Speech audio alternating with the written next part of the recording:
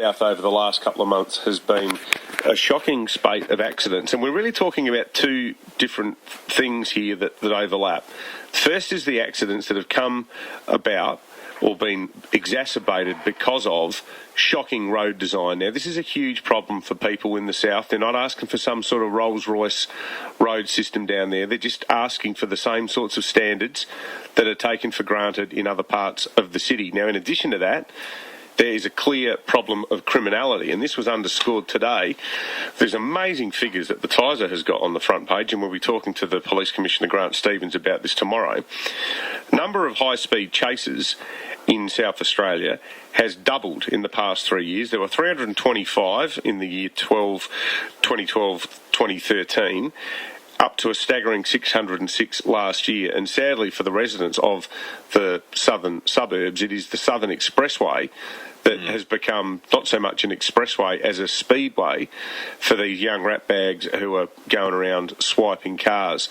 Hazel Wainwright is the chair of the Aldinga Bay Business and Tourism Association, and we've got her on the line now. Hazel, good morning, and thank you for your time.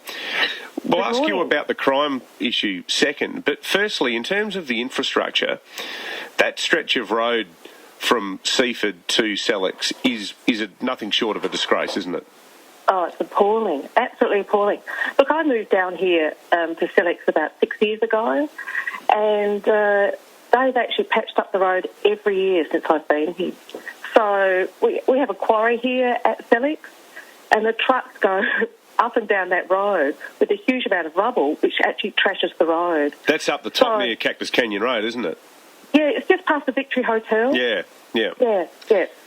So with that amount of traffic on the road, and plus with the Buddha that's been built down here at Sellicks, we get a lot of people going to see the Buddha. We've got a lot of development happening down here, and plus it's actually going to get worse because, with the Chinese direct flights, and this is like the gateway to the Flurio, it's just, the flight's going to happen in December, and the traffic, and the only way to get down here is by road. The problem seems to be too that you've got this perfect storm with that stretch of road, and we're talking about probably, I don't know, a 6 kilometre stretch of road where it's single carriageway, so it's impossible to overtake. You've got fluctuations in speed zones where it goes suddenly from 100 down to 80. Yeah. You've got a really bumpy stretch of road as well. You've got entry traffic from Port Wollonga, then you've got entry traffic again from Wollonga, then you've got the bottleneck at Aldinga Beach Road down to the shops, and you only need one impatient driver. Oh, I know. That's when it gets really scary, isn't it? Well, yesterday, there was 2 accidents yesterday, just alone. I mean, no one was hurt, thank goodness, but there was 2 accidents yesterday. So people do get impatient because it is beautiful. You come down from Sellicks Hill and people slow down. 70% of the people in Aldinga leave to go out of the area to work. So, they're stuck behind someone going, oh, is it beautiful down here? And we're going, oh, we just want to get to work. Exactly. Hazel, you mentioned that every year some work's been done on that road. Oh, yeah. So what are they doing? Look, I'm not sure. Well, they're not doing a very good job, I can tell you that. Right. Because there's potholes all the way down and all the way down the road from Seaford to Sellicks. Yeah.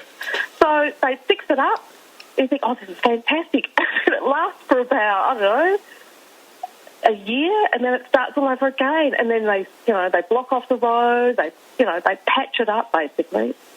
Just patching all the way. See, the frustrating thing, I reckon, Hazel, for residents down there is that if you went back over the last 5 years and set aside all of the money that was spent on this piecemeal stuff and said, OK, we're going to do it properly once and for all. And you would think there's no issue with finding the space. This isn't like the South Road upgrade in the western suburbs here in Adelaide around Hindmarsh, where you've got to claim back houses. There's no houses there. The verge is massive. You could easily make it 2 lanes in either direction.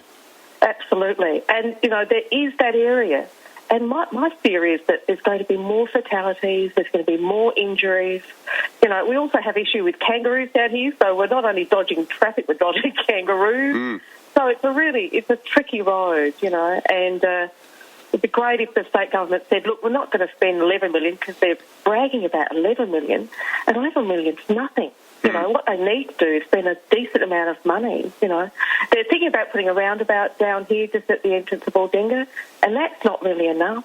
It's not enough, because that'll actually slow the traffic down. That's going to get people even more frustrated. Yeah, you'll have people coming in, fanging it, doing 100 Ks, and then absolutely. But not many people go straight down from 100 to 80 when you're heading south that way. Hey, before we let you go, Hazel, just your thoughts on this spate of car thefts, high-speed chases. You use the Southern Expressway, I would imagine, when you're coming into town. It's a real worry, isn't it?